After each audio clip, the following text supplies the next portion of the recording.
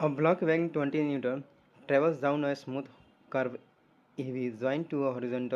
rough horizontal surface. The rough surface has a friction coefficient 0.4 with the block. If the block starts slipping on the track from 0.1 meter above the horizontal surface, the distance it will move on the rough surface. तो इसमें बोल रहा है कि A से B जब body जो है ना वो स्मूथ सरफेस है और बी के बाद वो जो बॉडी जो ट्रैवल करेगा जो रफ सरफेस पे वो डिस्टेंस कैलकुलेट करना है। तो ये यहाँ पे हम वर्क एनर्जी थ्योरम का यूज़ करेंगे और वर्क एनर्जी थ्योरम का एप्लीकेशन जो है वो किस तरह से क्वेश्चन पे अप्लाई किया जाता है वो यहाँ पे अच्छी तरह से सीख लेंगे इस क्वेश्चन से। इसको एक क्वेश्चन से क्लियर हो जाएगा तुम्हें वर्क एनर्जी थ्योरम। तो ध्यान से सुनो, यहाँ पे जो ए से पे जो बॉडी है यहाँ पे क्या फोर्स लग रहा है, mg लग रहा है, ठीक है, mg फोर्स लग रहा है। और ये देखो ये कर्व पाथ है। तो जो जो वर्क एनर्जी थ्योरम जो कहता है कि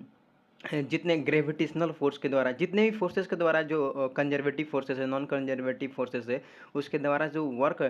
डन है उसको निकालो और उसको चेंज इन काइनेटिक एनर्जी के इक्वल कर दो। ठीक है, तो मैं यहाँ पे दो फोर्सेस दिख रहा है, एक तो ग्रेविटी लगेगा और एक क्या लगेगा यहाँ पे रफ सरफेस है उसके फ्रिक्शन यहाँ पे बी के बाद लगेगा, क्योंकि ये जो ए बी है वो स्मूथ सरफेस है, इसलिए यहाँ पे क्या होगा, यहाँ पे फ्रिक्शन नहीं लगेगा लेकिन बी के बाद क्या होगा, फ्रिक्शन लगेगा। तो वर्क डन बाई क्या है, ग्रेविटी है यहाँ पे, और क्या है वर्क डन बाई क्या है, वर्क डन बाई फ्रिक्शन है यहाँ पे। ठीक है, और इसको हम किसके इक्वल कर देंगे, चेंज इन काइनेटिक एनर्जी के। तो यहाँ पे देखो बॉडी जो है स्टार्टिंग में रेस्ट पे है और ये जब ये रफ सरफेस से जाएगा तो ये स्टार्ट जहाँ जहाँ पे वो क्या होगा ना, एक पॉइंट आएगा जहाँ पे ये रुक जाएगा बॉडी, क्योंकि जो फ्रिक्शन है वो देखो बॉडी ऐसे मूव कर रहा है आगे तो फ्रिक्शन पीछे लग रहा है, तो इसको क्या करेगा, इसको इसके मोशन को जो होगा वो रोकेगा। तो एक पॉइंट आएगा जहाँ पे बॉडी की जो वेलोसिटी होगी वो क्या होगी, जीरो हो जाएगी। तो चेंज इन काइनेटिक एनर्जी क्या होगा, हमारा जो आएगा वो जीरो आएगा, तो इधर जीरो है। ठीक है, और ग्रेविटी का वर्क हम कैसे कैलकुलेट करते हैं, तो कोई भी सरफेस हो, देखो कोई भी सरफेस हो, वो कर्व हो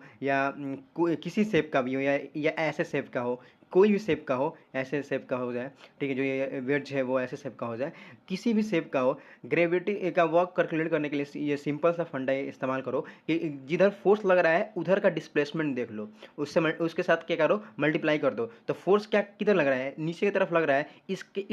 इसके साथ में जो डिस्प्लेसमेंट है ना उसको क्या करना है, सिर्फ कैलकुलेट देखना है। ठीक है, हमें और कुछ नहीं देखना है, हमें सिर्फ क्या करना है, ग्रेविटी के अलोंग जो फोर्स के अलोंग जो डिस्टेंस है कवर किया है बॉडी, वो सिर्फ हमें क्या करना है, देखना है। और तो mg है और mg के अलोंग कौन सा डिस्टेंस कवर कर रहा है, 1 मीटर, तो वो 1 मीटर से मल्टीप्लाई कर देंगे। और देखो यहाँ पे तो फ्रिक्शन, यहाँ इस वाले पोर्शन में फ्रिक्शन कोई भी नहीं था, यहाँ से जब आएगा ना तो यहाँ पे देखो यहाँ पे भी ग्रेविटी लग रहा है, ये इस वाले पोर्शन पे ग्रेविटी क्या होगा, लगेगा, लेकिन क्या होगा ना, ये ग्रेविटी का डायरेक्शन देखो नीचे है और ये डिस्प्लेसमेंट बॉडी का इधर हो रहा है, तो ग्रेविटी का जो वर्क होगा वो जीरो हो जाएगा यहाँ पे, क्योंकि समझ रहे हो ना कैसे, क्योंकि यहाँ पे 90 डिग्री पे जो एंगल होता है तो क्या होता है, ग्रेविटी का वो जो वर्क होगा वो जीरो हो जाएगा। और बी के बाद यहाँ पे सिर्फ क्या होगा, फ्रिक्शनल वर्क होगा, तो ये फ्रिक्शनल वर्क क्या होगा, निगेटिव में आएगा, क्योंकि